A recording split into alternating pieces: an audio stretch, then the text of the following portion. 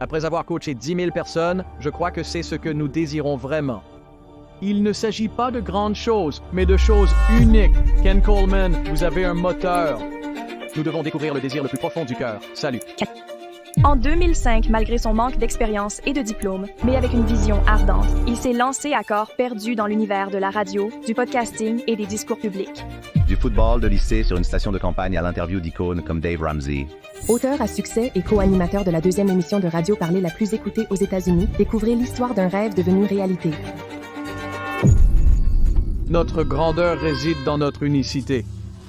Nous voulons avoir l'impression que notre journée de travail, que nous faisons quelque chose que nous maîtrisons, que nous faisons quelque chose que nous apprécions et que nous produisons un résultat qui compte.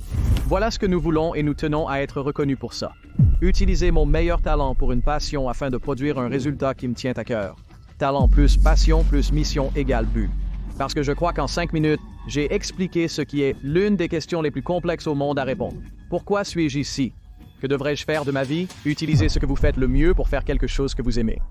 Pour produire des résultats qui vous tiennent à cœur.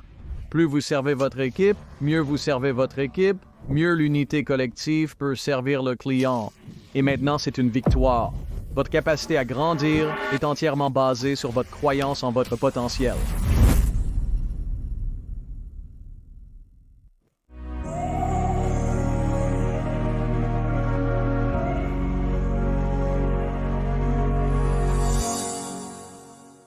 Ken, merci pour votre intervention, j'apprécie, je suis ravi de le faire. Ça va être très amusant. Alors, vous savez, tout au long de votre carrière, vous avez eu plusieurs saisons dans votre carrière, mais actuellement, vous aidez essentiellement les gens à vivre leur meilleure vie. Vous êtes un coach, vous êtes un auteur à succès. Vous faites progresser les gens dans tous les domaines, travail, vie, objectifs, etc. Nous allons aborder de nombreux sujets sur lesquels vous coachez les gens et vous faites du coaching en direct. Avant de commencer, j'étais un grand fan de votre style de contenu, car ce n'est pas facile à réaliser. Mais revenons un peu en arrière. Si vous regardez en arrière, votre enfance, le début de votre carrière, quel a été ce point d'inflexion qui vous a poussé sur cette voie? Oui, mon père adorait l'histoire. Donc l'histoire a toujours été autour de moi. Il admirait de grands hommes et femmes de l'histoire, dont il parlait avec passion en tant qu'amoureux de l'histoire. Et puis, il a toujours fait très attention à parler à mon frère et moi de trouver notre vocation. C'était un sujet de conversation récurrent. Et vous prenez ces deux influences et la façon dont j'en ai parlé des années plus tard, je l'ai remercié dans mon premier livre, Une question, comme je remercie mon père de m'avoir inculqué un amour pour les personnes qui ont fait l'histoire et un désir de faire moi-même l'histoire. Je l'ai décrit ainsi. Quand vous avez parlé d'inflexion, c'est une excellente façon de le formuler. C'était ces deux influences. Parce que lorsque vous êtes très conscient des gens de l'histoire, et nous pourrions simplement classer pour ce public de grands hommes et femmes qui ont fait de grandes choses, et en lisant des biographies, c'est l'histoire et les grands moments de l'histoire où des choses transformatrices se sont produites pour rendre le monde meilleur. Certainement, dans le contexte américain, nous avons beaucoup moins de cette histoire, mais tout au long de l'histoire mondiale, l'histoire américaine, vous pouvez voir cela. Et donc, lorsque vous appréciez cela, je pense que cela a un effet organique sur vous pour aller, eh bien, où est-ce que je m'insère dans tout ça? Et comment puis-je rendre le monde meilleur? Je n'ai pas besoin d'être un changement mondial, mais puis-je être une influence positive? Et je pense que c'est simplement un sous-produit naturel de l'attention portée à l'histoire. Et tout le monde est câblé différemment. La moitié du public préfère les mathématiques et les sciences, tandis que l'autre moitié apprécie davantage l'histoire et l'expression verbale. Cela dépend de ce que vous aimez, mais j'aime aussi l'histoire. Je suis un peu tombé dans l'amour de mon père. Je l'ai adopté, en quelque sorte. Il nous mettait constamment au défi d'être notre meilleur, de faire une différence dans le monde et de trouver notre vocation. Et quand vous êtes jeune et que vous entendez ça, vous le ressentez, alors vous le rejetez et vous dites que c'est des bêtises ou que c'est trop de pression. Et j'ai juste accepté et j'ai toujours été câblé de cette façon. Je veux dire, je vous le dis, j'aime J'avais 10 ans la première fois que j'ai vu Ronald Reagan parler, et je ne suis en aucun cas politique ici, mais j'étais enchanté par lui acceptant la nomination à la Convention républicaine et donnant ce discours très positif. Et, en tant que 10 ans, je me disais, ce mec est cool. Donc, je suis probablement un peu différent et un peu plus une vieille âme. Mon surnom à l'université était 40. On m'appelait 40 parce que je lisais les journaux. Donc, je vais probablement un peu trop loin, mais c'est juste ma disposition. Je suis très affecté par mon environnement. Et donc, je pense que c'est ce qui m'a mis sur la voie pour « Je veux m'assurer que je suce la moelle de la vie » qui vient de l'un de mes films préférés de tous les temps. Robin Williams a joué le professeur Keating, vous savez, et quand il a ces jeunes hommes qui se penchent sur cette vitrine de trophées, et il a mentionné aspirer le miroir de la vie, ce qui m'a profondément touché. C'est comme ça que je suis faite. Tu sais, tu as touché quelque chose parce que je ne savais pas que tu allais aller là, mais cela résonne tellement en moi. Quand vous regardez les personnes qui ont construit des choses incroyables à travers l'histoire, je n'ai jamais regardé à travers ce prisme, mais j'adopte un état d'esprit très similaire de si quelqu'un d'autre a pu le faire, je peux le faire aussi. Je dois décomposer comment ils ont réussi cela, mais il y a une opportunité là. Quand vous regardez les personnes que vous entraînez, aidez et avec qui vous parlez aujourd'hui, avez-vous l'impression qu'il y a un écart plus grand entre où ils en sont maintenant et ce qu'ils pensent pouvoir accomplir que peut-être même il y avait historiquement dans les 50 dernières années? Quel est l'enthousiasme à accomplir de grandes choses? Je pense que c'est moins une question d'accomplir de grandes choses, bien que c'est exactement comment chacun d'eux le formulerait. Donc vous avez tout à fait raison. Mais ce que je crois après avoir coaché 10 000 personnes, c'est que ce que nous désirons vraiment, ce n'est pas de grandes choses, mais des choses uniques. En d'autres termes, nous désirons tous laisser notre marque. Et Scott, ta marque est très différente de la mienne. Et si nous sommes vraiment authentiques dans la conscience de qui nous sommes et de quelle est notre marque, alors elle sera en fait par définition unique. Toi et moi pourrions être dans le même domaine, mais à cause de notre unicité, notre contribution sera unique. Alors je pense que nous pensons tous, nous voulons être grands, mais ce que je pense vraiment que nous voulons, c'est être unique. Je crois que nous souhaitons identifier notre créneau et le développer pleinement. Et c'est en fait génial. En d'autres termes, notre grandeur réside dans notre unicité. L'impact d'une jeune fille qui grandit dans une petite ville et réalise son rêve de devenir la meilleure enseignante de maternelle de sa communauté est formidable. Elle a une influence considérable sur ses enfants, et ils reviennent vers elle des années plus tard. Vous savez, c'est de la grandeur. Mais ce n'est pas de la grandeur dans la définition de ce que la société a tendance à utiliser l'étiquette de grand pour, qui est le pouvoir, richesse, notoriété ou célébrité. Donc, je pense que ce que nous voulons tous, c'est ne pas avoir de pouvoir. Nous ne recherchons pas tous la notoriété, vous savez. Beaucoup de gens le font, mais pas tout le monde. Ils aspirent à un peu de richesse, n'est-ce pas? Mais tout est question de liberté et d'autonomie. Donc, je pense que c'est ce que j'ai vu. Et donc, pour répondre à votre question, où est le fossé? Et le fossé est confiant. Le fossé est confiant d'où je suis maintenant, où je veux être. Vous construisez ce pont grâce à la confiance. La confiance engendre le courage, mais ce n'est qu'après avoir confiance en qui nous sommes, ce que nous voulons faire, où nous pouvons le faire, comment nous pouvons y arriver. La confiance en cela, c'est ce qui engendre le courage. Et donc, ce pont est construit avec clarté en premier. Plus je suis clair pour obtenir les réponses à ces questions que je viens de passer, plus ma confiance augmente, parce que je peux maintenant voir à votre point d'accord, je peux faire quelque chose de grand comme ces gens, vous savez. Et donc maintenant, tout à coup, la confiance monte dans cet écart où nous sommes, où nous voulons être, c'est comme si le pont se levait sur le dos de la clarté, et alors nous pouvons avancer avec confiance. Et puis quand la vie nous lance les choses difficiles, les retards, les rejets, les échecs, nous avons le courage de continuer parce que nous sommes enracinés dans cela.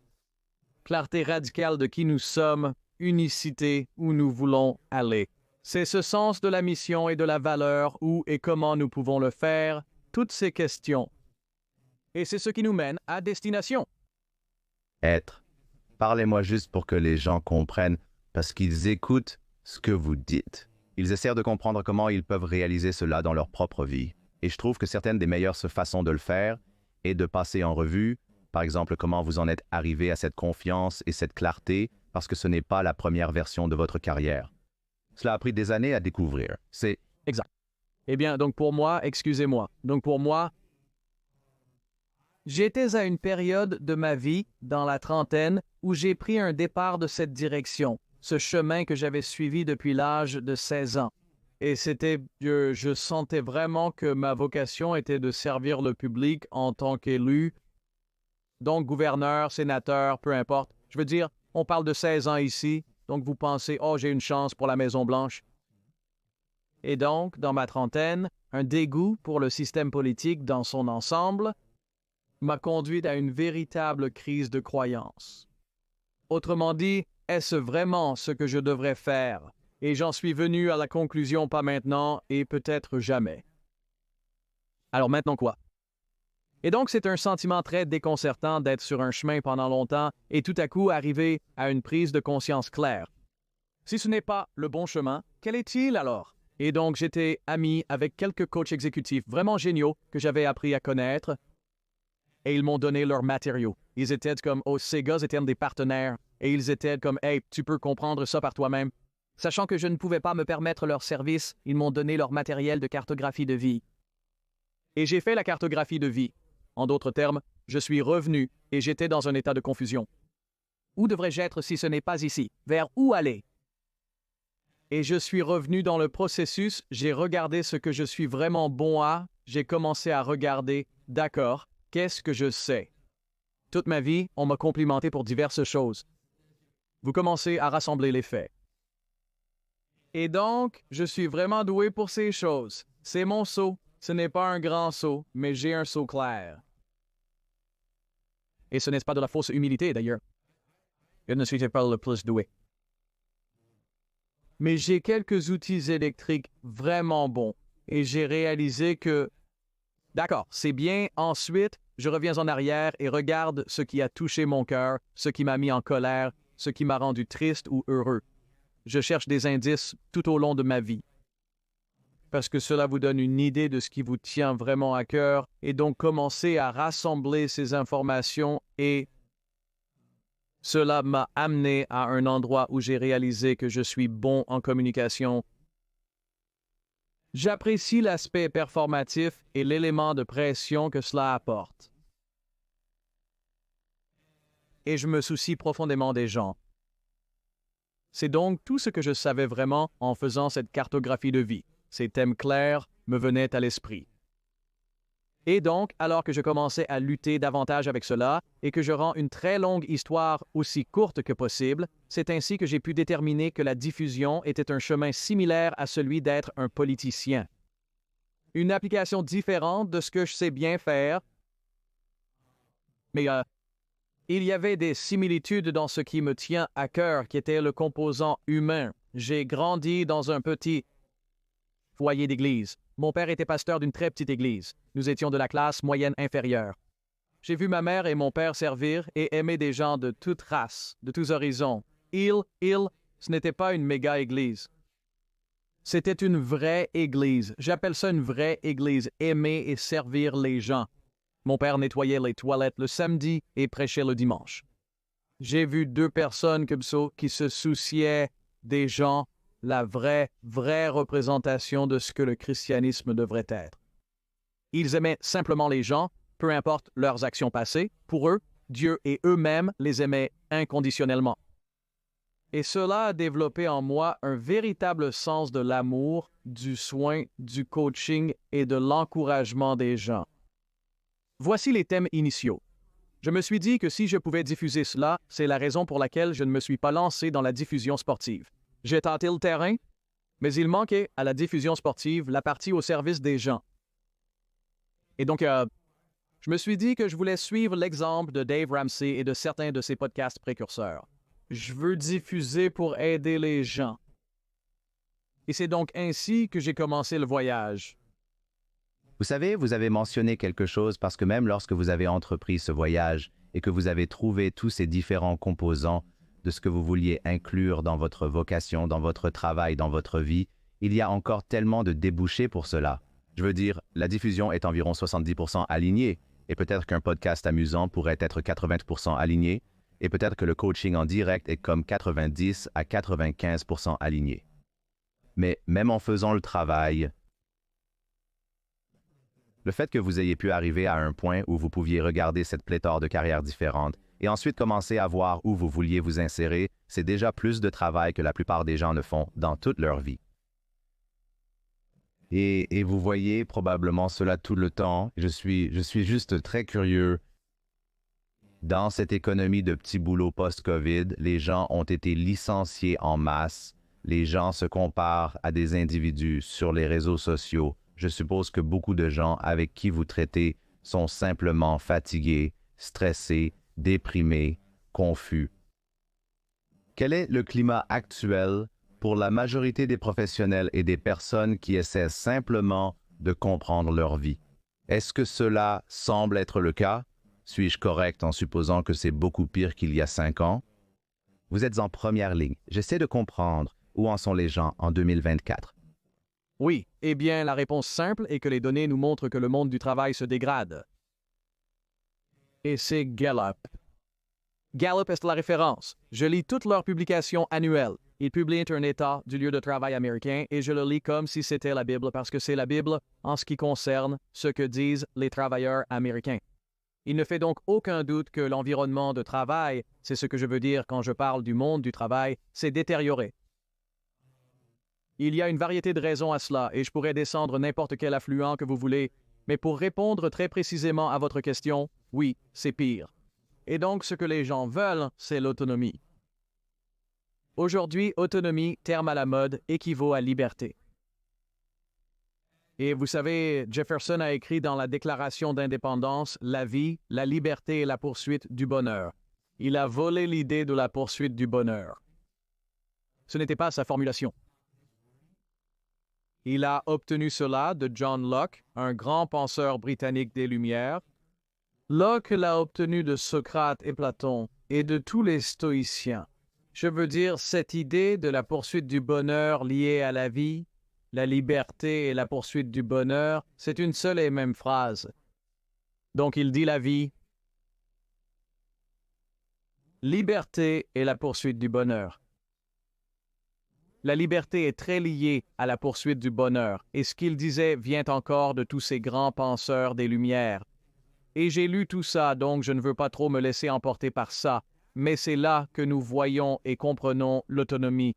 Je veux vivre ma vie, l'un des 5 plus grands regrets des mourants, comme écrit dans un best-seller à succès par une infirmière en soins palliatifs australienne, était que je n'ai pas vécu la vie qui était vraiment fidèle à ce que je voulais vivre. Donc, quand je parle d'autonomie, je veux revenir, je vous ai donné du contexte et revenons-y tout de suite, d'accord? Nous voulons avoir l'impression que notre journée de travail, que nous faisons quelque chose que nous maîtrisons, que nous faisons quelque chose que nous aimons et que nous produisons un résultat qui compte. C'est ce que nous voulons. Et nous voulons être reconnus pour cela dans la mesure où ce n'est pas une opportunité actuelle pour les travailleurs.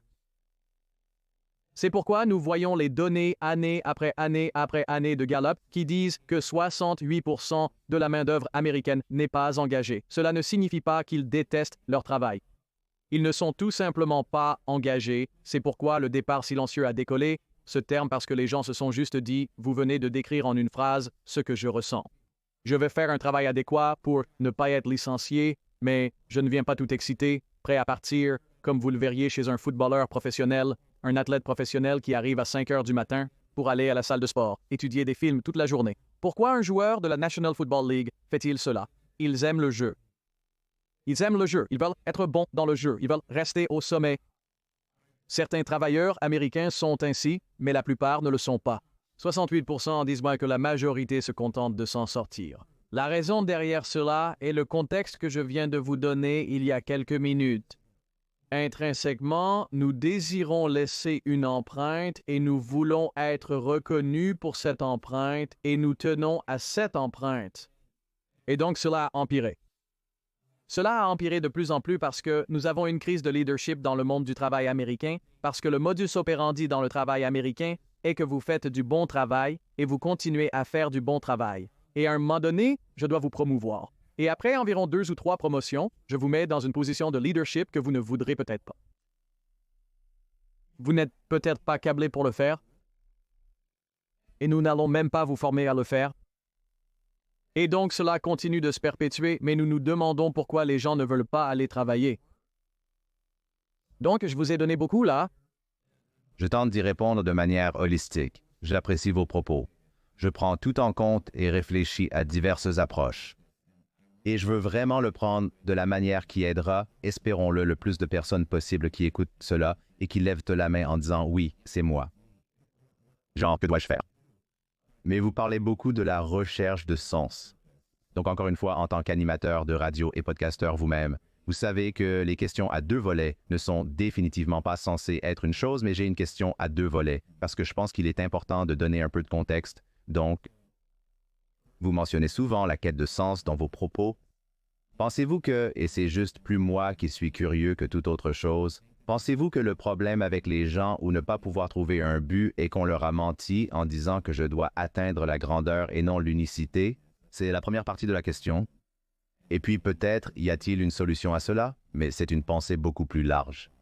Et puis la deuxième partie de cette question est, d'accord, comment quelqu'un commence-t-il tactiquement à trouver un but, ce qui est probablement ce avec quoi vous avez affaire tous les jours?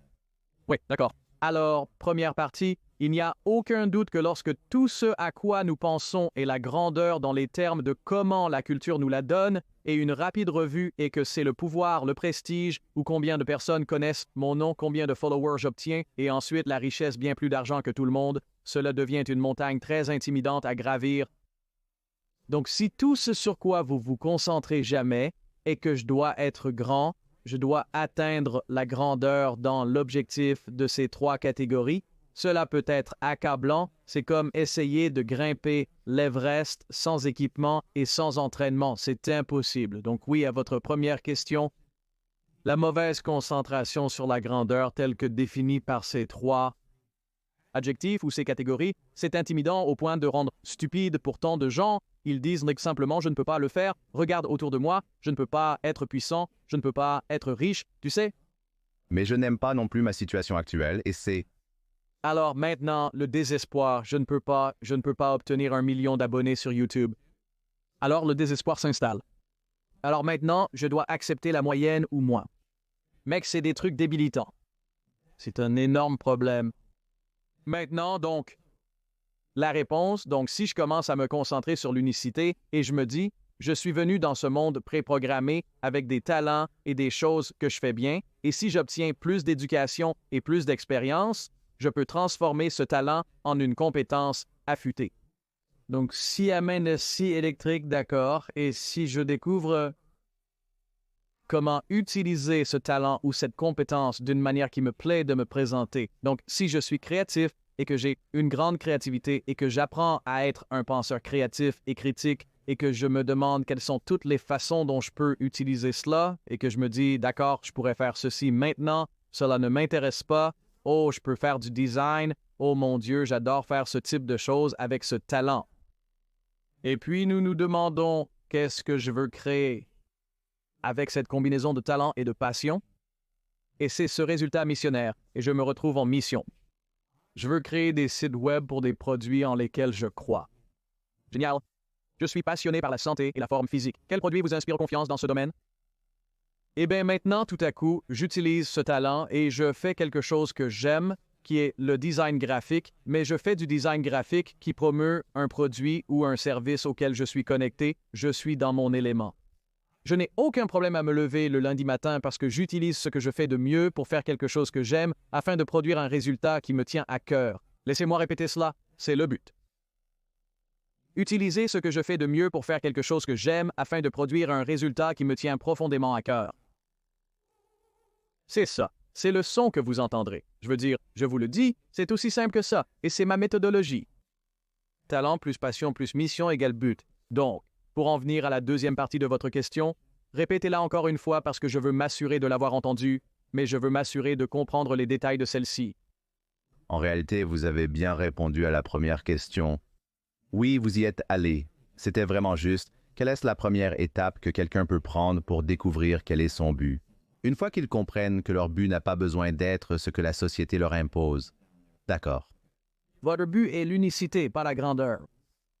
Et quand je me concentre sur l'unicité et que je vous donne cela, c'est ainsi que nous le découvrons. En résumé, mon talent est ce que je maîtrise, ma passion ce que j'aime faire, et ma mission les résultats qui me tiennent à cœur. Je comprends cela. Notre évaluation Get Clear qui accompagne le livre vous aide à trouver le travail qui vous convient le mieux. Et je crois en le câblage. Ce sont les 3 filles. Lorsque je découvre cela, Scott, je peux examiner le monde professionnel, les descriptions de postes dans diverses industries et me demander si ce chemin me permet d'exploiter mes talents pour faire ce que j'aime et obtenir des résultats qui me tiennent à cœur. Et tout à coup, rappelez-vous que j'ai mentionné ce pont plus tôt. Entre où nous sommes et où nous voulons être. Eh bien, cela concerne la recherche d'un but dans le travail afin que je puisse obtenir une grande satisfaction et aussi gagner une bonne somme d'argent à mon maximum. Votre maximum sera construit en utilisant vos meilleurs talents pour faire ce que vous aimez et produire des résultats qui vous tiennent à cœur. C'est ici que vous obtiendrez votre meilleure performance et votre plus grand engagement.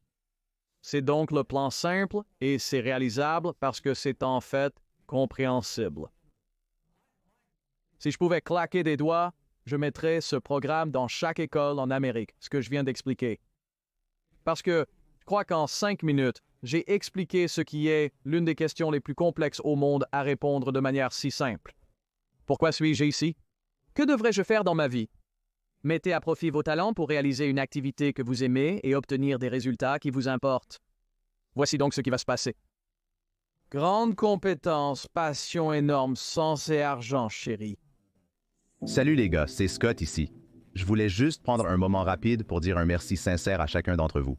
6 années de ce spectacle, grâce à vous. Vos écoutes, votre soutien et vos partages maintiennent cette aventure en marche. Quand j'ai commencé, je n'imaginais pas l'ampleur que cela prendrait, les nombreuses vies touchées, les histoires partagées et les leçons apprises ensemble. C'est une expérience qui rend humble.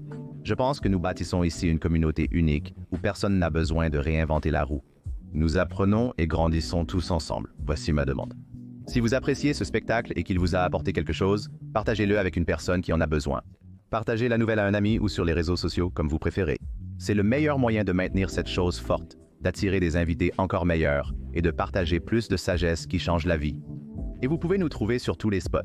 Vous pouvez donc aller sur successstorypodcast.com si vous aimez écouter des podcasts. Si vous aimez la vidéo, vous pouvez aller sur YouTube. C'est youtube.com/c/ScottDéclary ou la newsletter newsletter.scottdéclary.com. Passez le mot. Je vous suis à jamais reconnaissant. Continuons à apprendre. Continuons à grandir et rendons ce monde un peu meilleur ensemble. D'accord? Retournons à l'émission. Je pense aussi qu'il est très important de souligner que vous n'avez pas simplement dit « Allez démarrer une entreprise qui fait cette chose ». Cela n'a aucun rapport. C'est peut-être votre truc ou peut-être pas. Ouais. Parce que devine quoi? Enlevons ça.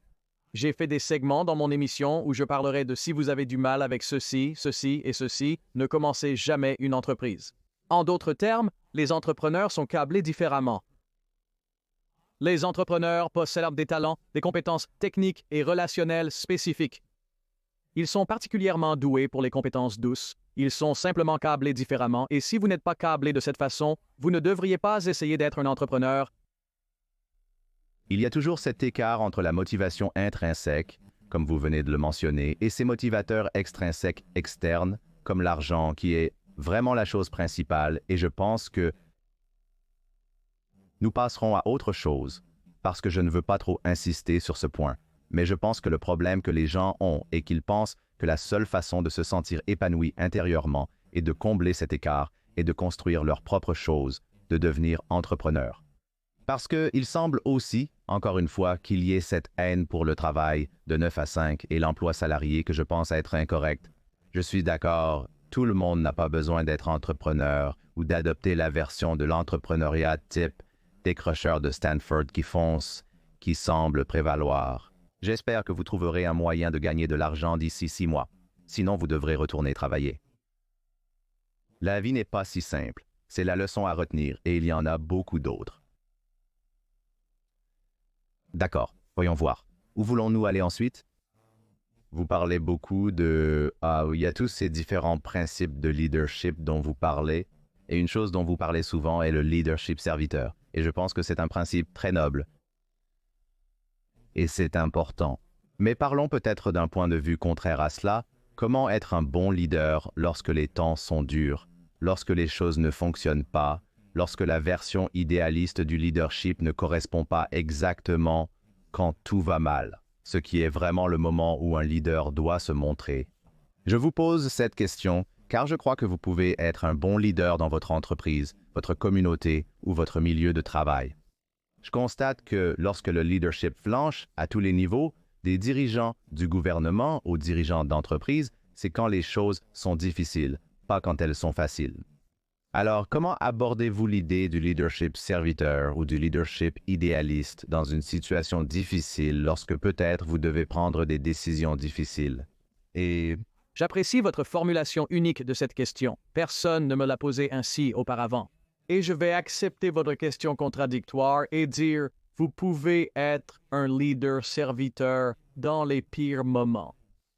Et je pense que c'est la façon dont vous percevez probablement le leadership serviteur comme étant idéaliste. Et je vais dire que ce n'est pas idéaliste. C'est en fait le style de leadership le plus pratique. Laissez-moi donner une métaphore.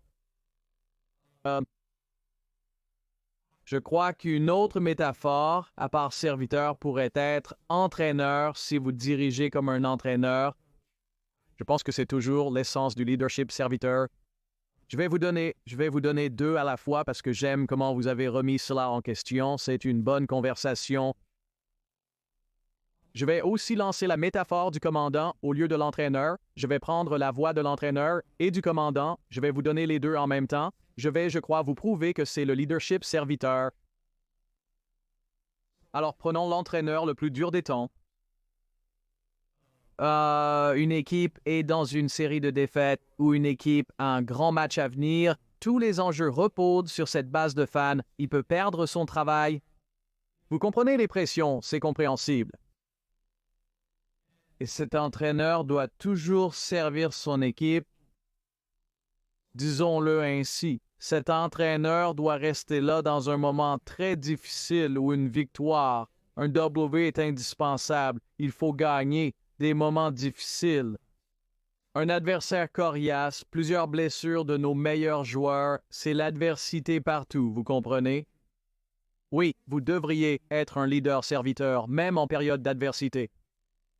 Je ne pense pas que ce soit ce rendez-vous. Et puis-je vous apporter une serviette chaude? Il ne s'agit pas d'un steward de vol. Nous parlons d'un véritable serviteur qui répond aux besoins du maître. Et donc, si je vais servir mon équipe, si je suis le leader, je vais servir mon équipe. Et cet entraîneur dans cette situation doit se demander à lui-même et à ses entraîneurs, de quoi notre équipe a-t-elle besoin en ce moment? Nous sommes entourés d'adversité. Dans le scénario discuté, l'un des besoins de l'équipe est probablement que certains membres ont besoin de gagner en confiance. Je dois trouver comment leur donner de la confiance. Je dois leur injecter de la confiance, de la croyance. C'est ce dont ce joueur ou peut-être notre unité défensive, ils ont besoin de croire. Je dois leur donner de la croyance. Je dois leur apporter de la croyance. D'accord? Allons à l'exemple du commandant. Sauver le soldat Ryan est l'un de mes films de leadership préférés. Vous savez, Tom Hanks joue le leader humble d'autrefois, vous savez. Mais il y a plusieurs moments tout au long de ce film, par souci de temps, je ne les décrirai pas, mais on peut probablement tous s'en rappeler, où il est en fait un serviteur. Et ce qu'il réalise, de quoi mon équipe a-t-elle besoin en ce moment? De quoi cette unité a-t-elle besoin? Ils ont besoin d'une histoire. Il y a un moment classique où ils sont retranchés et il peut dire que les gars sont nerveux et qu'ils manquent à la maison et ils racontent une histoire et ils changent l'ambiance dans cette pièce et c'est une belle illustration du réalisateur là-bas. À ce moment-là, son équipe avait besoin d'espoir. Donc, je vais contester cette vision et dire que le leader-serviteur, ce n'est pas une question de style. Serviteur n'a rien à voir avec votre tempérament ou que vous êtes doux ou que vous êtes humble. Non, non. Un leader-serviteur est maniaquement concentré sur ce dont mon équipe a besoin, ce dont mon unité a besoin, ce dont cette corporation a besoin. Que faut-il à cette entreprise, à cette division? De quoi ont-ils besoin en ce moment? Et quand vous pouvez y penser de cette façon, dans les termes les plus humbles d'un serviteur, et c'est pourquoi ce terme est si puissant et est utilisé pour décrire un leader-serviteur, parce qu'un serviteur était au niveau le plus bas d'humilité dans toute leur existence, était de pourvoir aux besoins de quelqu'un d'autre. Quand vous inversez cela du humble serviteur au leader qui adopte cette mentalité que mon travail est de m'assurer que mon équipe a ce dont elle a besoin pour gagner. J'ai une équipe de 20 personnes. Que doit faire Scott pour bien faire son travail? Peut-être que Scott a des choses qui se passent dans sa vie personnelle qui sont difficiles. Et il n'est pas un robot. C'est un humain qui traîne des problèmes de sa vie personnelle au bureau parce qu'il est humain. Alors, de quoi Scott a-t-il besoin en ce moment? Scott n'a pas besoin de plus de ressources au travail. Vous savez ce dont Scott a besoin? Scott a besoin d'un long week-end. Je pense que c'est ce qu'est le leadership serviteur. C'est cette obsession maniaque de ce dont l'équipe a besoin et comment puis-je le leur fournir. Donc, je pense que c'est idéal. En fait, je pense que le leadership serviteur dans les moments les plus difficiles est la meilleure voie à suivre parce que ce n'est pas vous dans une posture de « je dois trouver toutes les réponses ». En période difficile, je veux connaître les besoins exprimés par l'équipe car cela nous guidera sur les actions à entreprendre en tant qu'organisation. Vous savez ce que je pense? J'adore ça. C'est très, très bien décrit. Vous avez tout à fait raison sur ce scénario. Je pense que la préoccupation que j'ai avec les dirigeants et les situations de crise, c'est que la nature humaine est de revenir à un style de commandement et de contrôle lorsque les choses tournent mal. Parce que vous écoutez et parlez constamment à des entrepreneurs, fondateurs, présidents, directeurs, général, cadres, managers et directeurs. Donc, pour les personnes qui écoutent ceci, elles ne se sont peut-être même pas conscientes de la manière dont elles vont par défaut ou du style de leadership auquel elles vont par défaut, sauf lorsque quelque chose de mauvais se produit réellement. Et à ce moment-là, je suppose parfois qu'il est un peu trop tard pour changer de style ou pour s'entraîner ou se préparer. Donc, vous avez dû faire face à un tas de dirigeants traversant la coronavirus disease. Quelqu'un qui écoute maintenant, qui est un leader, qui gère des personnes, qui a des rapports directs, qui a des employés, quel est l'entraînement ou le travail qu'ils doivent faire pour que, lorsque les choses tournent mal, ils puissent faire exactement ce que vous avez dit? Quelque chose. Premièrement, entrer dans un rythme régulier de conversation avec votre équipe.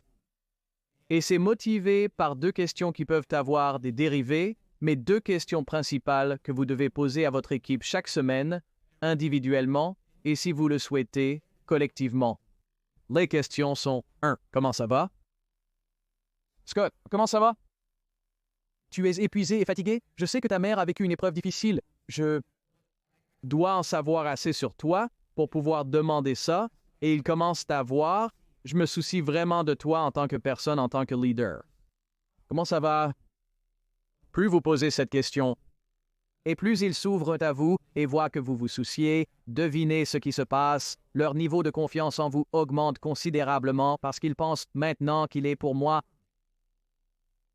Il n'est pas une unité de production, il se soucie vraiment de moi en tant que personne. Cela permettra de répondre plus honnêtement à la seconde question, car c'est la percée dans le milieu de travail d'entreprise pour n'importe quel leader, position ou industrie.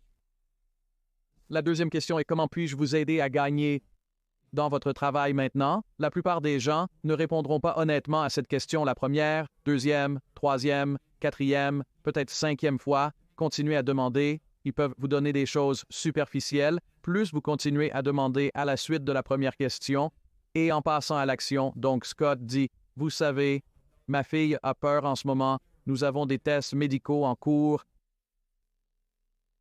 Serait-il préférable que vous preniez 2 ou 3 jours parce que nous pouvons vous couvrir? Nous trouverons un moyen. Dites-moi ce que nous devons faire dans les 2 ou 3 prochains jours pour ne pas laisser tomber les balles que vous portez. Je vous donne 2 ou 3 jours pour passer du temps avec votre famille. Cependant, laissez-moi vous dire une chose, mon ami. C'est énorme. Et donc, comprendre ce qui se passe, ce à quoi vous faites face et agir en conséquence, cela renforce la confiance. Et puis il commence à dire, eh bien, voici la réalité. Vous m'avez placé dans ce rôle il y a 6 mois, et je ne pense pas que nous ayons dû une formation adéquate, sans me plaindre. Je pense avoir remarqué qu'il y a 2 ou 3 choses pour lesquelles j'ai besoin de ces compétences. Pouvez-vous me les donner ou pouvez-vous me donner une formation? Et je pense que cela va combler ce manque que je ressens. Mon ami, il est essentiel pour un leader de connaître cette information et d'agir en conséquence. Donc, ce sont les 2 questions principales que je poserai pour que vous commenciez à vous entraîner jusqu'au point de votre question, de sorte que lorsque ça devient serré ou défavorable et que c'est une tempête, tout le monde se sent en sécurité avec vous, le leader, et ils s'exprimeront et diront « Hey, je sais que votre plan est de fermer cette écoutille et cette écoutille, mais je pense réellement que nous devrions mettre des sacs de sable là-bas, et ils ne pensent pas que vous allez leur mordre la tête parce qu'ils savent que vous vous souciez assez d'eux pour vous renseigner sur eux.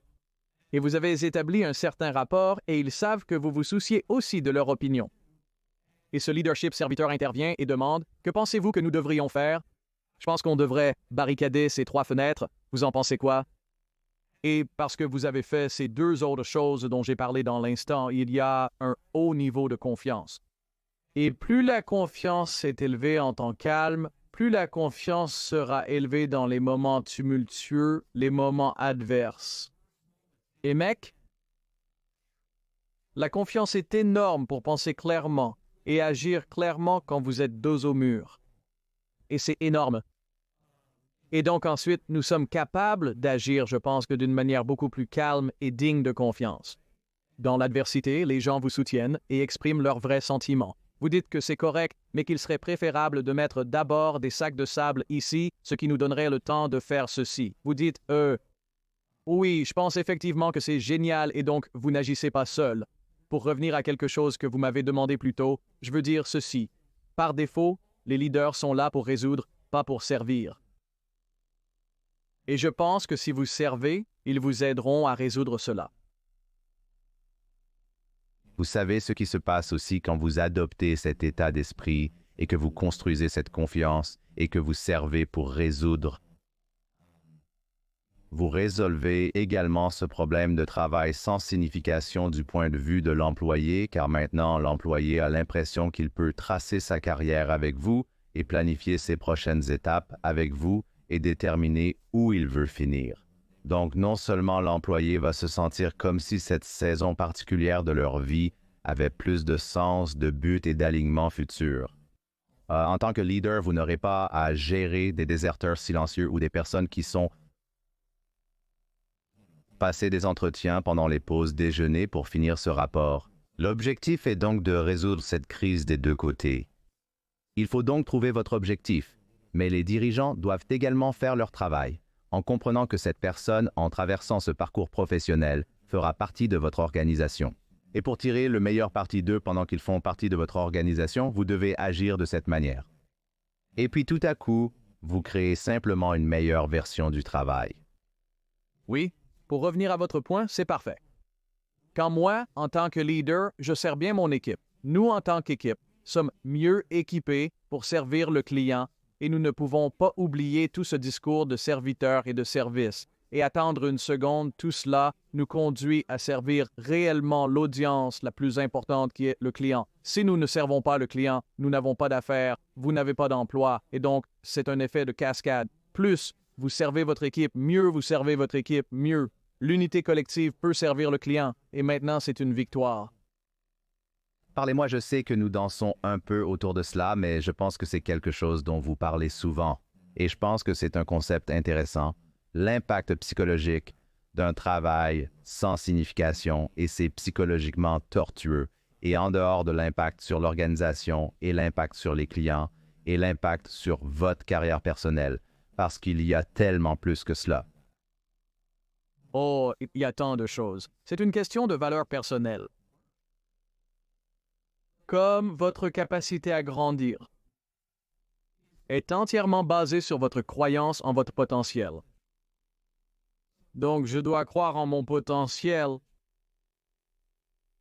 pour que je puisse alors réaliser ma capacité à réellement grandir. En d'autres termes, une fois que je réalise que j'ai du potentiel, je commence à l'explorer et je me dis « Oh, donc si mon potentiel est ici et que je suis ici, maintenant je vois l'écart et je peux voir où je peux grandir. » Et cela a une signification énorme. Vous voyez ce que je veux dire? En d'autres termes, l'estime de soi. Donc, pour répondre à votre question, une personne qui ne croit pas que son travail compte commence rapidement à croire qu'elle ne compte pas. Je veux dire, c'est une chose tortueuse qui a été faite tout au long de l'histoire dans les camps de prisonniers, où, je veux dire, vous parlez de Viktor Frankl qui écrit « À la recherche de sens », la Bible sur le travail avec un but, à mon avis, et il l'écrit.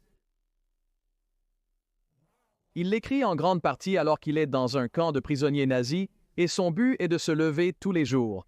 Et il essaie de trouver un sens en réécrivant tout ce qu'il croit et en apprenant de ce qu'il fait alors qu'il déplace une lourde pierre d'un côté du camp de prisonniers à l'autre. Une fois le tas transféré, il recommence. C'est un travail sans signification. Et c'était de la torture mentale, c'était de la torture psychologique. Donc c'est ça, c'est le cœur de la question. Si je ne pense pas que mon travail compte pour moi, j'arriverai finalement au point où je pense que, eh bien, s'il ne compte pas pour moi, je ne pense pas qu'il compte beaucoup du tout. Cela signifie que je ne compte pas. Vous êtes maintenant pris dans une spirale terrifiante de dépression qui peut conduire à « je me soigne de tant de façons ». Et vous m'avez posé cette question plus tôt dans l'interview. L'une des principales différences dans le monde du travail au cours des 5, 10, 15 dernières années est tellement piège de l'insignifiance. Et c'est pourquoi nous voyons la dépression et toutes sortes de choses, le stress sur le lieu de travail, les gens rentrent chez eux, leur vie physique est nulle parce qu'ils mangent trop ou qu'ils consomment du sucre. Vous savez qu'ils se soignent par le sucre ou l'alcool ou ce que vous voulez. Je veux dire, toutes les choses que nous, les humains, faisons qui sont nuisibles à notre physique, à notre émotionnel et à notre mental, sont une forme de médication, et je n'essaie pas d'exagérer cela. Mais je crois que si je pouvais agiter une baguette et donner à chaque personne dans le monde un travail significatif, vous verriez une baisse massive dans ces autres domaines de vices et d'effets néfastes. Eh bien, je pense qu'une chose que j'ai vue pendant le coronavirus disease, ce qui est si révélateur de ce que vous venez de mentionner, c'est que les gens préféreraient prendre un chèque du gouvernement et rester à la maison plutôt que de faire les emplois qu'ils faisaient. Ce n'est pas rare, je suis Canadien après tout. Je pense que cela s'est produit ici avec un tas de chèques de stimulation ou des programmes de style similaire. C'est horrible. C'est absolument horrible parce que c'est... Pourquoi pensez-vous que c'est le cas? Je suis curieux de votre avis. Pourquoi l'homme dirait-il que je vais prendre le chèque du gouvernement au lieu de sortir tracer mon propre chemin? J'ai l'impression que j'ai réfléchi à cela parce que c'est tellement en décalage avec ce en quoi je crois et qui je suis. Je considère le travail même quand je commençais ma carrière, je repoussais mes cours universitaires en soirée et le week-end pour pouvoir travailler pendant la journée parce que je voyais le travail comme une opportunité de progression et je voyais le travail comme une opportunité d'atteindre la vie que je voulais atteindre. D'accord. Il y a... La réponse. Vous aviez une destination en tête pour ces heures supplémentaires. Ouais. Voyez, vous aviez une destination. Permettez-moi d'illustrer cela par une simple métaphore. Si vous conduisez une voiture et que vous m'avez informé d'un énorme orage dans la région de Miami juste avant l'enregistrement, alors imaginez que vous êtes sur une autoroute de Miami et je parle d'un déluge d'eau, vous ne pouvez pas voir au-delà du capot de votre voiture, que faites-vous? Vous conduisez lentement, mettez vos clignotants et vous arrêtez. Vous avez tout compris. Vous avez toute la réponse. Je commence à ralentir et finalement je m'arrête et je suis coincé en attendant que l'orage passe. Quand vous n'avez pas de destination personnelle ou professionnelle, une direction en tête, mentalement et émotionnellement, vous agissez comme si vous étiez au volant. Donc soudainement, vous dites que vous prendrez le chèque parce que je n'avance pas. Je suis coincé. Je ne sais pas où je suis censé aller. Alors doit exister. Et donc c'est l'existence devient la fonction principale, pas la persistance et le progrès comme je dois juste exister. Je prendrai le chèque, c'est ce qui se passe, il y a un manque de direction, donc ils sont coincés, tout comme nous le serions dans le brouillard ou la pluie. Se passe ma voix tout à coup. D'accord, désolé. Tu peux prendre de l'eau si tu veux. Je vais bien, je ne sais pas ce qui s'est passé. Peut-être que je suis trop excité en ce moment. Non, c'est bien. Je pense que c'est un point crucial. La deuxième chose qui est au premier plan pour les gens, et j'aimerais avoir votre avis là-dessus, ce sont les nouvelles technologies. Et à mon avis, ces nouvelles technologies ils vont remplacer le travail médiocre. Je ne prévois pas de travail médiocre à l'avenir. Je veux dire, j'ai entendu... je ne me souviens pas qui a dit cela, mais le commentaire était que dans le futur, vous ne pourrez travailler que sur les choses que vous voulez faire et ne pas avoir à faire le travail que vous ne voulez pas faire parce que tout cela sera externalisé à la technologie. Donc je ne pense pas que nous verrons encore plus de travail médiocre à l'avenir car il peut déjà être remplacé dans une certaine mesure et le sera encore davantage. Et le fait que vous ne pouvez travailler que sur ce qui vous intéresse. Où voyez-vous la technologie s'intégrer dans le but, le travail, la montée en compétences, le développement? Mais les gens en ont peur et l'adoptent à la fois. Juste parmi toutes les personnes à qui vous parlez, quel est le consensus général? Je pense que 50 intelligences artificielles ne va pas vous remplacer, mais une personne qui est meilleure à utiliser l'intelligence artificielle vous remplacera. Je pense que c'est la préoccupation majeure. Pensais-je qu'il y aura un secteur d'emploi qui sera affecté? Oui. Je pense que beaucoup de vos tâches administratives, évidemment, nous avons déjà vu l'automatisation faire un grand pas en avant là-bas. 50 intelligences artificielles vont continuer à faire cela. Mais en général, je pense que ce qui va se passer, c'est que, comme vous l'avez dit, j'aime la façon dont vous l'avez dit, je pense simplement que tout le monde va devenir un travailleur indépendant ou appelons-le un freelance, probablement le meilleur terme. Je pense que tout le monde va être un freelance. Et je pense que les jours du curriculum vitae sont en train de disparaître. Et maintenant, ça va être une sorte de profil. Quel profil numérique pouvez-vous montrer de votre travail? Il s'agit de votre marque. Il s'agit de la façon dont vous faites le travail. En d'autres termes, un exemple de cela est que nous voyons déjà des avocats dans des cabinets d'avocats qui utilisent l'intelligence artificielle de manière si efficace que l'intelligence artificielle remplace de nombreuses heures de ce qu'ils auraient passé à faire le travail de bureau et la paperasse et tout. Et vous savez ce qu'ils font? Ils pivotent et ils se basent sur l'intelligence artificielle et disent « L'intelligence artificielle peut me remplacer sur toute cette paperasse et ces détails et tout ça.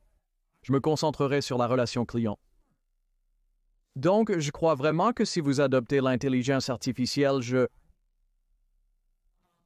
pense que cela va en fait mettre une prime sur la touche personnelle.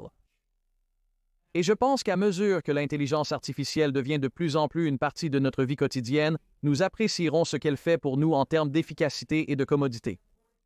Mais en tant qu'humains, nous désirerons le contact humain, pas seulement physique, mais aussi émotionnel et social. Mais je veux dire, vous allez désirer parler à un humain. Je pense que ce sont les deux principales leçons à retenir. Vous exploitez l'intelligence artificielle, utilisez la technologie pour vous spécialiser.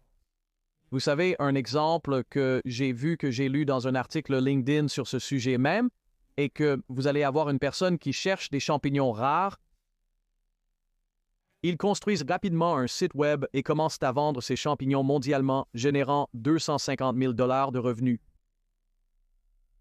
C'est une spécialisation. Vous êtes vraiment doué pour la recherche de champignons et leur revente à des fanatiques de la santé qui aiment les champignons comme moi. Je pense que la diversification et la spécialisation sont ce qui va être la nouvelle façon de travailler. Puis la dernière chose sur laquelle je pensais que vous auriez un commentaire, car vous en avez parlé encore dans votre livre, vous parlez beaucoup de rêves contre mirage, donc des aspirations de carrière authentiques contre des objectifs irréalistes. Cela pourrait être décourageant pour certaines personnes, car maintenant elles ont adhéré à ce concept de « je vais trouver mon but, je vais y aller, je vais aligner mes compétences, ce qui me passionne et ce dont le marché a besoin, mais peut-être que je vise trop haut. Ou peut-être que je regarde quelque chose qui, vous savez, je ne veux pas que cela détourne ce que j'ai ici. Le travail de 9 à 5 qui paye les factures. Je ne l'aime pas vraiment, mais pas au point d'arrêter. J'ai une famille et des enfants. Et si je, vous savez, vise la lune et la manque complètement, et que la citation de finir dans les étoiles ne s'applique pas, n'est-ce pas? Alors, qu'est-ce que vous êtes? Qu'est-ce que vous êtes? Quel est le cadre? Quel est le modèle mental pour s'assurer que vos aspirations sont solides? Eh bien, ai-je un talent pour réussir cela maintenant? Pas la version du Super Bowl, n'est-ce pas? Mais ai-je le talent pour vraiment jouer au football? Et est-ce que j'apprécie tout ce qui s'y rapporte, l'entraînement, la bonne alimentation, le fait d'être contusionné et frappé et coupé, vous savez, être commotionné de temps en temps? Est-ce que je tiens vraiment à gagner? Suis-je naturellement motivé par la réussite et la victoire? Et ai-je une soif de compétition qui doit être satisfaite? Je dois l'extérioriser. Nous le découvrons ainsi et savons désormais que nous sommes programmés pour cela. Cela me ramène à ma méthodologie. Suis-je programmé pour cela? L'enfant qui passera une audition pour American Idol pourrait adorer l'idée d'être célèbre et de chanter sous sa douche. Mais s'ils sont nuls, et que Simon Cowell leur dit qu'ils sont nuls, ils ne vont pas devenir une pop star. C'est pourquoi je dis que nous devons nous replier sur la clarté lorsque nous avons ces grands rêves et sentiments. Est-ce un mirage ou est-ce un rêve? Nous allons revenir en arrière pour savoir si j'ai le talent brut. Ai-je une passion légitime et débridée? Je suis prêt à souffrir. Le mot racine pour passion est petit en latin, et cela signifie souffrir. Êtes-vous prêt à souffrir? Attendez, attendez, attendez, attendez, attendez.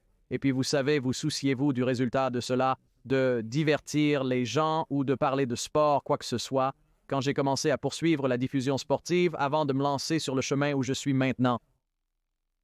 Et c'est la réponse à la question dans une histoire très réelle.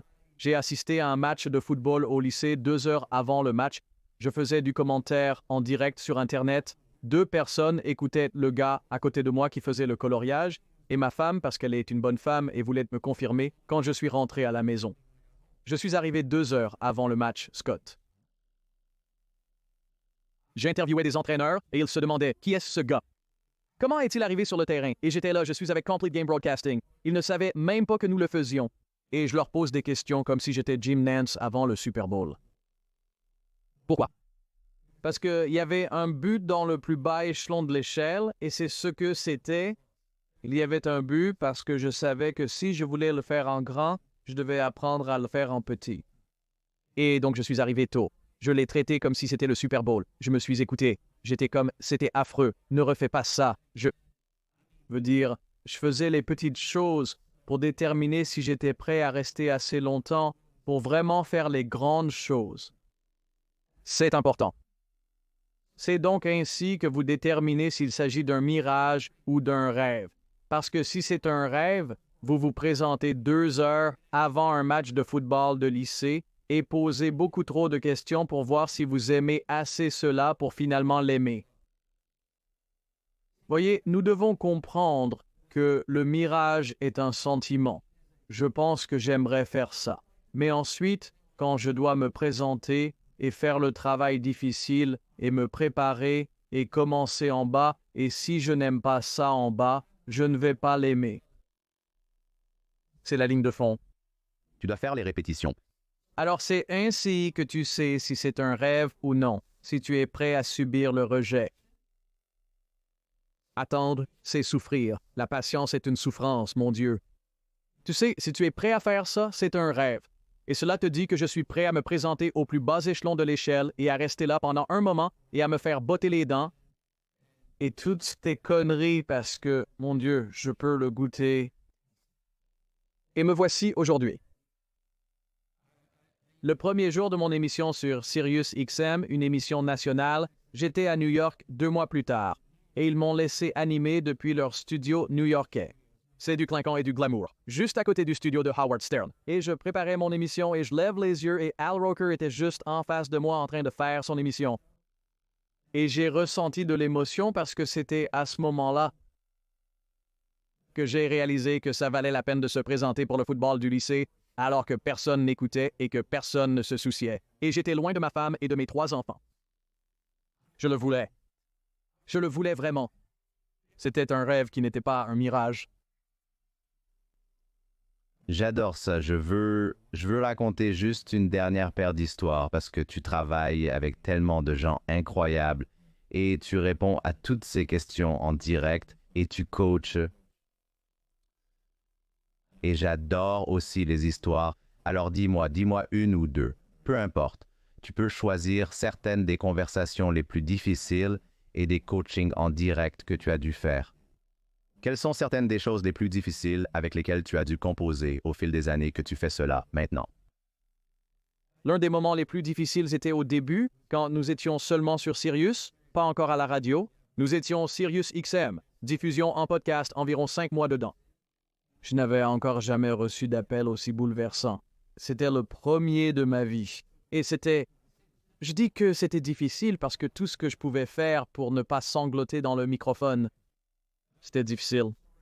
Et l'histoire était qu'un gars m'a appelé et s'est présenté à la fin de l'appel. Il a dit « Ken, j'ai 2 chemins. Je suis dans la technologie maintenant et j'y suis depuis environ 5 ans et j'ai vu une croissance rapide et j'ai actuellement l'opportunité de prendre un emploi qui en quelques courtes années me mettrait dans une position de directeur technique, gros contrat, gros argent, stock, tous les accessoires de la vie professionnelle. » Il a dit « Mais je lutte avec ce sentiment persistant que j'ai, que je suis censé être un thérapeute pour enfants. » Et c'est ainsi qu'il s'est présenté. Et donc, en coupant à travers tout le fond, à un moment, j'ai juste regardé et il était vraiment déchiré. Et j'avais le sentiment qu'il voulait vraiment mon autorisation pour s'éloigner du grand avenir technologique et devenir un thérapeute pour enfants. Mais il luttait avec ça. Cela allait prendre bien plus de temps et d'argent, car il devait se rééduquer pour y arriver. Il faut obtenir un diplôme pour cela. Il faut obtenir des diplômes avancés. C'était un chemin et il luttait vraiment avec ça. J'ai senti que son cœur disait thérapie pour enfants, mais sa tête lui disait qu'il était fou et qu'il devait partir. Donc, à ce moment de l'appel, je lui ai juste dit, j'ai dit, je crois qu'il y a quelque chose dans ton histoire qui te pousse et ça revient sans cesse. Le retour constant du thérapeute pour enfants a une raison. Nouveau ici depuis 6 mois, je n'avais jamais fait ça avant. Je l'ai simplement ressenti. Et j'ai dit, qu'est-ce que c'est? Et il a craqué. Il a commencé à sangloter. Je me suis demandé ce que j'avais fait. Et ça commençait à me toucher. Quand quelqu'un est blessé aussi profondément et que je savais que quelque chose était là et qu'il l'a bafouillé, il a dit, j'ai été maltraité quand j'étais enfant. Et je ne veux jamais que cela arrive à quelqu'un d'autre. Mais si cela arrive, je veux être pour ces enfants ce que mon thérapeute a été pour moi. Et mec, il est comme... Je suis encore un peu ému à ce moment, mais il pleurait en disant cela. J'ai dit en 7 secondes ce qui m'a pris 30 secondes à exprimer. C'était difficile de rester dans ce moment avec ce gars et de décrypter. Je ne pense pas qu'il ait besoin que je dise grand-chose. Il a besoin de l'entendre et il s'est entendu le dire. J'ai donc laissé le moment s'installer pendant 1 minute dans la pénombre, comme tu le sais. C'était en direct et tu le laisses juste respirer. Et j'ai juste dit, voilà ta réponse, mec. Alors trouve un moyen, tu es intelligent à ce sujet, mais tu étais censé combler le vide. Et aider les autres à devenir ce que tu es maintenant. Et c'était juste, mec, c'était tout ce que je pouvais faire pour ne pas pleurer. Et c'était probablement l'appel le plus difficile que j'ai jamais eu à gérer à cause de sa sensibilité. Et il y a un moment pour arrêter d'entraîner. Et je l'ai fait. Et heureusement, j'étais dans le moment. J'ai pu juste dire, mec, voilà la réponse. Vous savez, je dirais que vous n'avez pas vraiment arrêté d'entraîner. Vous avez en fait entraîné de la manière dont les gens devraient entraîner. Je pense que vous avez réellement guidé quelqu'un à travers un moment vraiment difficile, ce qui est, selon moi, la plus belle version d'un entraîneur. Je pense que les entraîneurs avaient juste une connotation différente associée à cela, ce qui est un tout autre problème que j'ai avec, vous savez, les entraîneurs, entre guillemets, qui n'auraient pas géré cette situation de la même manière. Ouais, j'ai juste appris qu'il y a toujours une histoire dans leur histoire. Quand quelqu'un présente un A ou un B et qu'il se présente comme étant plus enclin vers B ou plus enclin vers A, j'ai appris à aller leur demander « Qu'est-ce de votre passé pensez-vous qui influence ce sentiment ?» Et je suis fermement convaincu que si vous faites le travail dont j'ai parlé, que vous avez le talent. Et puis votre cœur dit de manière écrasante, et c'est ce que la passion et la mission, ce que j'aime faire, et les résultats qui me tiennent vraiment à cœur, sont tous du cœur. Alors je dis toujours aux gens de suivre leur cœur quand vous vous dirigez plus durement dans un match de lutte. Tout ce que je demande, c'est avez-vous le talent brut qui, avec de l'entraînement et de l'expérience, vous pouvez y arriver? Si c'est la réponse est oui à cela, alors vous feriez mieux de suivre votre cœur. Allez-vous arriver à la fin de votre voyage et vous allez regretter, et je veux que les gens arrivent à la fin de leur voyage et se remémorent, vous savez. Et c'est ce à quoi ce gars était confronté à ce moment-là, et c'était si profondément enraciné dans une blessure dont il avait guéri, et donc il n'aurait jamais été heureux technologie. Parce qu'il y avait un profond trou persistant dans son cœur. Et c'est ce que nous voulons tous faire. Rappelons-nous que nous avons commencé à parler des gens qui veulent laisser leur marque. Tout le monde a une marque différente qu'ils veulent laisser, et toutes ne sont pas profondément enracinées dans une douleur vraiment difficile. Mais je dirais qu'à un certain niveau, il y a de la douleur derrière chaque direction intentionnelle. Il y a un certain niveau de douleur. Cela pourrait être la douleur de la frustration ou du rejet, peu importe. Vous savez, Joe, je pense que c'est pourquoi vous avez si bien réussi dans le travail que vous avez choisi d'entreprendre, parce que vous dirigez avec empathie, ce qui a évidemment été montré à ce moment-là, mais c'est probablement ce qui vous a permis d'aller plus profondément que beaucoup de gens qui se disent entraîneurs ou qui essaient de soutenir et de guider les gens à travers des moments de carrière dans leur vie, des moments personnels dans leur vie.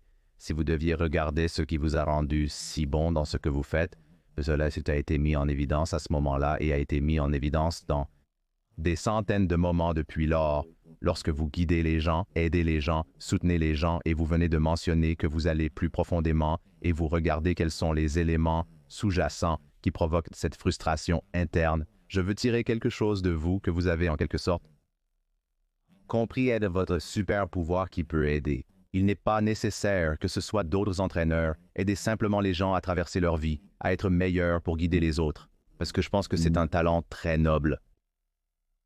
Je pense que c'est aussi simple que de questionner sous différents angles.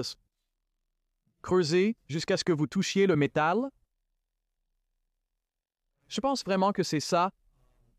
Je suis très curieux de nature. Nous avons tous un niveau de curiosité. Je suis vraiment très curieux. J'étais juste dans une réunion avant ce podcast où je rencontre mon producteur sur certaines choses et nous essayons de nouvelles choses sur mon émission et il résistait à une idée que je venais de lancer. Et je pouvais voir qu'il devenait un peu, ce n'était pas du tout moche, mais il devenait un peu comme, et j'ai dit, « Hey, je ne dis pas que mon idée est la bonne. » J'ai juste besoin d'avoir quelques angles de plus sur cela. Et il a ri, car je suis ainsi fait. Alors je le fais aussi lors d'une réunion. Quand quelqu'un me dit non sur une idée et que je ne pense pas que nous l'ayons examinée sous tous les angles, alors je continue à poser des questions. Eh bien, qu'en est-il de ça? Eh bien, pourquoi pas ça? C'est comme ça que je suis câblé. Je n'arrive pas à la certitude aussi vite que les autres, mais quand j'arrive à la certitude, je suis là. Et je dirais que c'est un super pouvoir. J'ai bien le don de discernement, mais il s'agit de poser des questions pour aller à plusieurs niveaux ou peut-être venir d'un angle différent pour vérifier que ce que je ressens et discerne est réel. C'est ce qui aide. Je pense que cela nous aidera tous, mais c'est ce que je dois enseigner aux gens en direct à l'antenne en 8 minutes. J'ai dû apprendre à le faire rapidement. Je veux dire, moi qui vous entraîne en 1 heure, ce n'est même pas juste. Ouais. Surtout quand je peux voir parce que je peux lire des choses. La plupart de mes séances de coaching ont été faites au téléphone. Vous devez donc écouter certains éléments. Et donc, j'ai juste appris à poser des questions et à les poser de plusieurs façons différentes pour vérifier ce que je discerne, puis je leur révèle ce que je vois et ils me disent alors si j'ai raison ou tort. Mais à ce moment-là, je dis voici ce que je vois ou entends et ils valideront ou diront non, non, non, tu as tort. D'accord, mais la plupart du temps, j'ai raison parce que je ne révèle pas ce que je vois ou entends jusqu'à ce que j'ai creusé jusqu'au fond du trou et que nous touchions le jackpot. J'adore ça. J'adore ça. Y a-t-il quelque chose d'autre que vous pensez être précieux pour les chances et qui n'a pas été abordé? Vous avez couvert de nombreux aspects différents. Vous savez, il y a un sujet qui a explosé sur mon Instagram et c'était la microgestion. 10,2 millions de vues d'une vidéo de 30 secondes de moi disant que la microgestion est une question de peur. Avec un microgestionnaire, il est crucial de comprendre une chose. Ils ont peur. Ils sont terrifiés. Ce pourrait être un sujet amusant et instructif pour les leaders qui y font face si vous avez ce public. Comment gérer ce microgestionnaire? Comme un angle que nous pourrions prendre? Non, je pense que non, d'ailleurs, c'est donc... j'ai pensé que nous avions réglé cela avec la conversation sur le leadership, mais vous savez, peut-être que je pense que les gens ressentent toujours comme, écoutez, il y a de mauvais leaders partout. Je ne pense pas que nous manquions de mauvais leaders. Nous pouvons donc en discuter à nouveau. Je propose des idées, à toi de choisir. Non, ça ne me dérange pas. Je veux dire, nous avons traversé tant de choses différentes. Donc, c'est un sujet brûlant. Alors pourquoi la microgestion est-elle toujours un sujet brûlant? J'ai l'impression que nous avons surmonté la microgestion. Comme j'ai l'impression que c'est une chose du passé. Comme j'ai l'impression que cela ne devrait plus être applicable. Le problème reste néanmoins considérable. La raison est le désir d'autonomie des gens, comme nous en avons discuté plus tôt. Vous pouvez être autonome tout en travaillant pour autrui. Mais le sentiment de liberté est que j'ai embauché Scott pour faire ça. Je vais te fournir les outils et la formation nécessaires pour le faire selon mes instructions, en précisant comment et quand je souhaite que tu le fasses. Mais je vais te laisser le faire. Et puis après que tu l'auras fait quelques fois, nous ferons une révision et nous dirons où devons-nous nous améliorer. Mais ce n'est pas comme ça que ça fonctionne. Ce que nous voyons, c'est qu'en tant que leader craintif, la microgestion reste un attribut si étouffant. Je l'appelle un trait mortel du leadership parce que c'est la réponse d'un leader craintif. Ils ont peur parce qu'ils n'ont pas toutes les ressources qu'ils ont d'en haut, ou ils ont l'impression que quelqu'un leur souffle dans le cou, et ils essaient de contrôler une situation sur laquelle ils ne pensent pas avoir de contrôle. Et la seule façon qu'ils connaissent pour contrôler cela est ce que nous appelons la microgestion, qui est, vous savez, être trop impliqué, écrasant. Ici, ils ne le font frapper parce qu'ils sont mauvais, mais parce qu'ils sont de mauvais leaders. Cela peut être le seul modèle qu'ils aient jamais vu. Deuxièmement, cela pourrait être dû à une peur immense qu'ils ressentent. Et qui parmi nous est le rationnel quand nous avons peur? Quand nous avons peur, nous essayons de tout contrôler et d'éliminer tous les risques. Et donc la raison qui existera toujours est à cause de la nature humaine.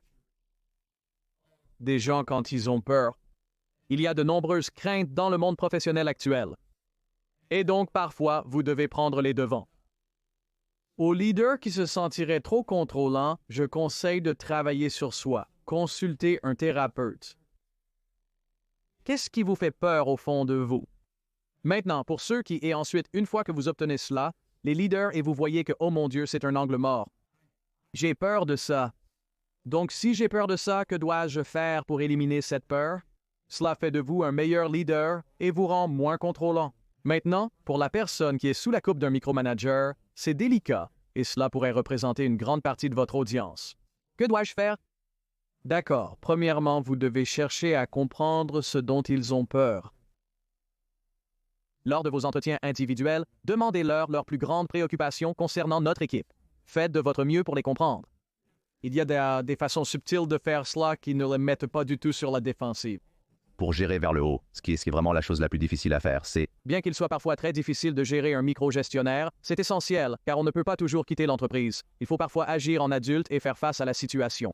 Et je pense que la façon de le faire est de chercher à comprendre avec des questions très intelligentes et des observations de quoi ont-ils le plus peur. D'accord, maintenant que nous savons de quoi ils ont peur, comment pouvez-vous aborder cela avec vous? Même si vous ne pouvez pas les réparer, vous pourriez essayer. Mettre une limite avec vous. Vous pensez qu'ils craignent vraiment de ne pas communiquer. Alors, que vais-je faire? Je vais surcommuniquer. J'ai réalisé qu'ils craignent de ne pas être pleinement informés. Voici donc ce que je compte faire. En ce qui me concerne, ils connaîtront mon rôle et ma relation avec eux. Je vais demander une réunion hebdomadaire et leur envoyer un email vendredi pour tout leur dire. Gérer cette peur. Et voici ce qui va se passer. Ils ne te regarderont plus et ils vont projeter leur peur sur toi. Ils diront « Je n'ai pas à m'inquiéter de Scott. » Scott est le modèle. Devinez ce qui se passe? Ils détournent leur attention de vous et cela améliore au moins votre situation. Peut-être que cela se propage ensuite. Peut-être que vos collègues se demandent « Qu'as-tu fait, Scott? Comment es-tu le favori? » Tu te dis « J'ai une nouvelle pour toi. Je ne suis pas le favori. Devine ce que j'ai fait. J'ai trouvé la solution. » Ils ont une sorte de peur ici. Donc, je veux dire, c'est la peur. Les choses sont super. Tu sais, comme nous devons nous impliquer. Nous devons retrousser nos manches et aller donner à des personnes imparfaites qui dirigent. Donc, je sais juste que ce problème a été un sujet brûlant quand je l'ai juste mentionné brièvement sur les réseaux sociaux. Et tu sais, franchement, quand tu mets quelque chose en ligne et que 10 millions de personnes le regardent et que tu as 40 000 partages dans les commentaires, tu sais comme « Oh, j'ai touché un nerf ». Donc, bien que le terme ne soit pas nouveau, il est très présent et sera toujours un problème sur le lieu de travail dans un contexte de leadership. Je pense que le problème, je pense qu'un problème est parfois lorsque nous pontifions depuis une tour d'ivoire que le travail est de cette façon ou de cette autre façon, cela ne reflète pas vraiment les réalités du quotidien de quelqu'un qui a un mauvais manager et c'est pourquoi c'est un si gros problème. J'en ai encore une, je regardais juste ton Instagram parce que maintenant je suis genre « Oh, c'est de l'or ». Mais oui, il y a encore une chose qui a suscité une pensée. Donc, le deuxième plus grand, je suppose, ou l'un des plus grands postes que tu as fait, était à propos des promotions et des augmentations de salaire. Et j'ai repensé, je vais te raconter une histoire très brève. Il y a eu un moment dans ma carrière où, ce n'est pas directement lié à cela, mais c'est aussi quelque chose qui arrive probablement aux gens.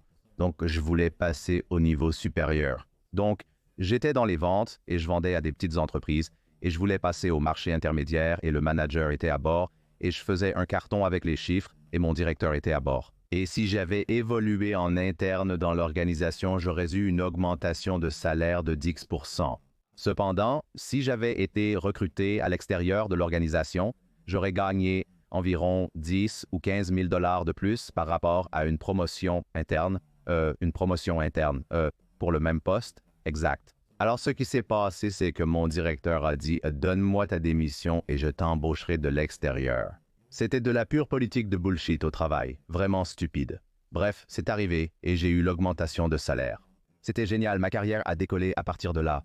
Mais il y a tellement de conneries dans l'entreprise américaine avec lesquelles les gens doivent faire face que je ne pense pas que la personne moyenne sache quoi faire, comme c'était un mentor. Le directeur était un mentor pour moi. Il m'a guidé à travers ce processus. Mais tellement de gens se font avoir pratiquement tout le temps. Une autre façon dont les gens se font avoir est qu'ils obtiennent parfois plus d'argent en changeant d'entreprise plutôt qu'en restant dans la même pour monter en grade. Je crois que le post viral parlait de promotion sans augmentation de salaire. Donc toutes ces conneries, politiques, entreprises si grandes, la moitié de l'entreprise ne sait même pas que cela se passe dans l'un des départements. Tous ces problèmes sont de vrais problèmes auxquels les gens sont confrontés dans leur carrière et qui les affectent financièrement. Choisissez l'un des 3 exemples que je viens de mentionner ou celui qui est devenu viral sur votre Instagram. Quelle est votre recommandation pour les personnes qui sont coincées dans ces circonstances merdiques? Si vous êtes manipulé, cela ne changera pas. Ce que vous venez de décrire est effectivement de la manipulation.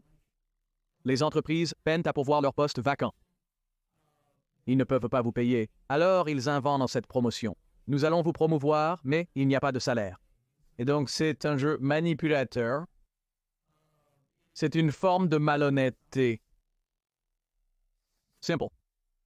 Donc, si cela vous arrive, cela continuera à se produire. Donc, je ne vais pas le tolérer. Je mettrai de l'ordre dans tes affaires. Avant de l'affronter, ayez un plan. Sans plan pour affronter les défis, tu te retrouves à la rue. Il faut être mature. Donc, je construirai un pont, et si tu as l'impression d'avoir un pont, tu as l'impression que financièrement tu es bien et que tu peux faire ça, ou tu as l'impression que, d'accord, je vais aligner quelque chose, je l'affronterai une fois et je le dénoncerai. parce que bien souvent, les dirigeants s'en sortent, parce que nous, en tant qu'employés, ne sommes pas prêts à avoir une conversation difficile parce que nous avons peur. Mais si vous pouvez éliminer cette peur et dire « je n'ai pas peur » et que je suis mature et que je respire un peu, je pense que beaucoup de choses peuvent changer si nous avons simplement une conversation difficile avec notre dirigeant. Mais ils s'en sortent parce que nous ne les défions pas, parce que nous avons peur que nous allons perdre notre emploi. Nous disons souvent que nous avons peur de faire quelque chose, alors nous le supportons trop longtemps jusqu'à atteindre un point de désespoir qui nous pousse finalement à partir. Et je ne fais pas nécessairement ce qui est le mieux pour moi là-bas. Changer de travail n'est parfois pas la meilleure façon d'avancer. Il est donc préférable d'avoir la conversation difficile, sans crainte, et de voir leur réaction sans appréhension. Tu viens de me confronter à ça et je me sens vraiment idiot. Je ne ferai pas ça, mais si vous les laissez faire sans rien dire, ils s'en sortiront. Tu sais? Et donc c'est une pente glissante? Voici comment je le gérerai. Si nous avons la conversation difficile, nous les appelons respectueusement et humblement en exprimant ce que nous ressentons à ce sujet. Cela ne semble pas correct. Et s'ils réagissent et qu'ils font la bonne chose, super grande victoire là-bas. Cela soulève tout le monde. S'ils ne réagissent pas, voilà votre fils. Je peux maintenant partir sans remettre cette décision en question. Voici le conseil que je donnerais à l'antenne si quelqu'un m'appelait avec cette question, selon ma prescription. Ne baissez pas les bras, ne renoncez pas. Souvent, les dirigeants prennent ces décisions parce qu'ils pensent que c'est tout ce qu'ils ont ou qu'ils pensent que c'est la meilleure décision. Et si vous montrez juste un peu de d'accord, je vais le faire. Ce n'est pas suffisant pour les faire douter, les défier. Et souvent, vous allez découvrir qu'ils avaient besoin d'être défiés pour dire « Vous savez quoi? C'est un peu une attitude de jerk. Je ne vais pas faire ça. » Et souvent, vous allez découvrir que leurs mains sont liées et qu'on leur dit de faire ça. Lorsqu'ils n'ont pas le sentiment d'avoir des options, c'est le moment de dire qu'on ne veut plus faire partie d'une telle organisation. Vous savez, c'est la dure réalité. Je pense que vous savez tout ce que vous voulez et de l'autre côté d'une conversation difficile. Et je pense que tout ce que vous faites est vraiment ce que j'essaie de faire sur ce podcast et de veiller à ce que les gens ne négligent pas les opportunités ou les circonstances du moment qui pourraient sembler si anodines et vraiment pas si significatives. Mais si vous négligez ces opportunités ou circonstances à plusieurs reprises, alors vous vous réveillez et vous avez 65, 70 ans et vous avez passé toute votre carrière sans franchir cette étape supplémentaire ou à accepter plus de travail pour moins de salaire ou toute une série de choses qui conduisent essentiellement à une vie médiocre et inférieure à la moyenne. Je crois que c'est se contenter de... Vous avez 100% raison, se contenter. Émotionnellement, mentalement, professionnellement, vous vous installerez. Vous allez réellement aller comme ça, c'est réglé jusqu'au fond. Tout comme si je mets un tas de terre dans un bocal en ce moment plein d'eau, cette terre va se déposer au fond et j'ai l'impression que ce genre de mouvement ici, je peux voir cette terre, si vous voulez, juste la bouger un peu et ça est descendu. Oui, je pense que c'est vous savez. Maintenant, laissez-moi dire ceci du côté inverse de cela. Travailler à travers des situations difficiles et travailler avec un leader difficile et être la personne la plus grande et réaliser que ce n'est pas suffisant pour me pousser dehors, cela pourrait probablement se sentir bien émotionnellement, mais ce n'est pas nécessairement bon de ce côté. Il y a aussi une certaine maturité pour dire d'accord, je vais juste devoir faire face à cela parce que nous avons affaire à des membres de la famille difficiles à Thanksgiving.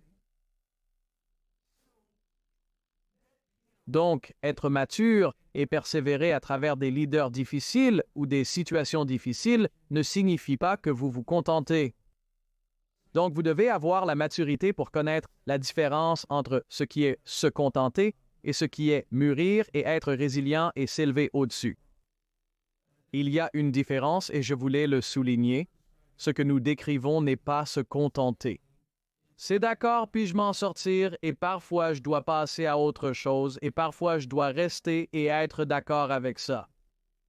Oui, mais la maturité est de comprendre qu'il y a toujours deux options et que vous devez. Et d'ailleurs, si vous appliquez un peu de votre discernement et en regardant les situations à travers plusieurs lentilles, parce que, encore une fois, c'est une compétence applicable qui peut vraiment aider à améliorer votre vie dans tous les domaines. Exactement. Cela nous permet de sortir du présent, Scott, et de regarder l'avenir et de dire, d'accord, je dois toujours avoir cette juxtaposition entre ce qui est la bonne chose à faire maintenant qui me prépare pour la suite. Pas seulement être comme maintenant, maintenant, maintenant. Je me sens comme ça, je me sens comme ça. Eh bien, dépasse le bouton d'or. Vous savez que les difficultés et les adversités sont le feu qui forge l'acier, et comprenez l'homme forgeron, ils prennent un morceau de fer inanimé, le mettent dans le feu, puis le sortent, le battent à mort, et répètent, répètent, répètent, feu, battant, feu, battant, feu, battant. À l'autre bout, c'est un outil vraiment génial et utilisable. Donc, je veux toujours souligner que la sortie, l'atteinte de la rampe de sortie, est parfois la pire chose que vous pouvez faire. Vous savez, comprenez que nous sommes tous forgés par le feu et les coups, et il n'y aurait pas, ayez la maturité de réaliser, oh, c'est une saison de forgeage et de martelage.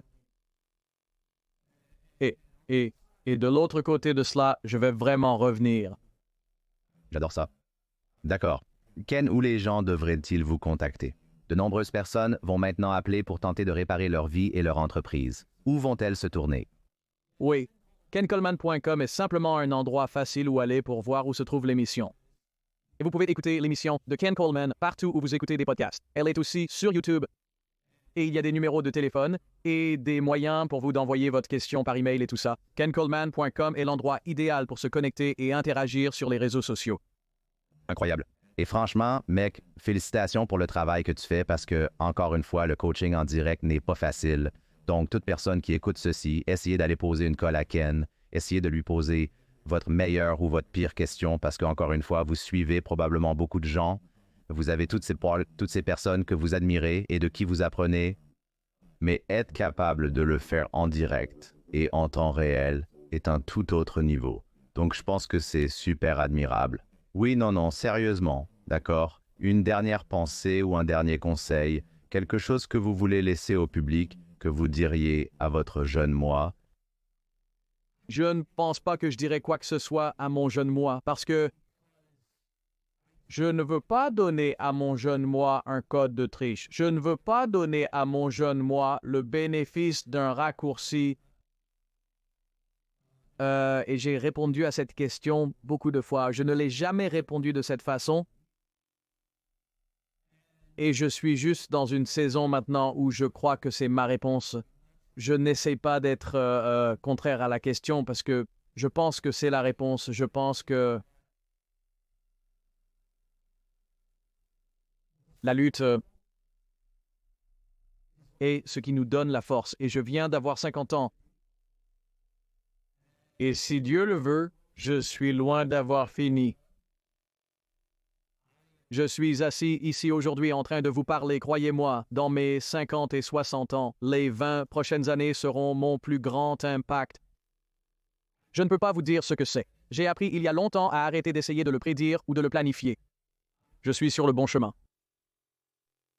Mais je suis assis ici aujourd'hui en vous regardant en tant que cinquantenaire, en disant « Je ne dirai rien à mon moi de 20 ans autre que peut-être de continuer à persévérer. » Je ne donnerai pas de conseils, mais je dirai simplement de continuer à persévérer. J'ai réussi à faire cela, mais je crois simplement que toutes les luttes, et je peux vous dire lutte après lutte, après lutte, après lutte, après lutte, dans ma vie personnelle, avec ma famille, dans ma vie physique, ma vie professionnelle, mentale, je pourrais vous raconter des histoires de batailles incroyables. Et chacune de ces tempêtes, j'ai pu les traverser. Et en conséquence, cette lutte m'a donné la force de faire ce pourquoi je suis uniquement câblé maintenant. Et les luttes auxquelles je fais face demain me préparent à la force dont j'aurai besoin dans 5 ans, dans 10 ans. C'est ma vraie réponse. Je dirais simplement, tu l'as, gamin. Persévère. Je n'avais pas de raccourci supplémentaire, cela me volerait. De la lutte. Et je pense que nous avons complètement déraillé en tant que parents dans ce pays. Je lèverai aussi la main sans viser personne. Je me parle à moi-même. Je ne souhaite offenser personne. Réfléchissez sans vous offusquer, je vous prie. Ma génération a été terrible à ce sujet. J'élève 3 adolescents de la génération Z. Et je peux vous dire que si je devais refaire quoi que ce soit, je les aurais laissés lutter davantage. C'est dans la nature de la parentalité d'éliminer la lutte. Et maintenant, on nous a fait du marketing pour éliminer la lutte, sécurité, sécurité, sécurité, sécurité. Et je pense que c'est l'expérience avec le danger et l'échec qui finalement nous forme le mieux.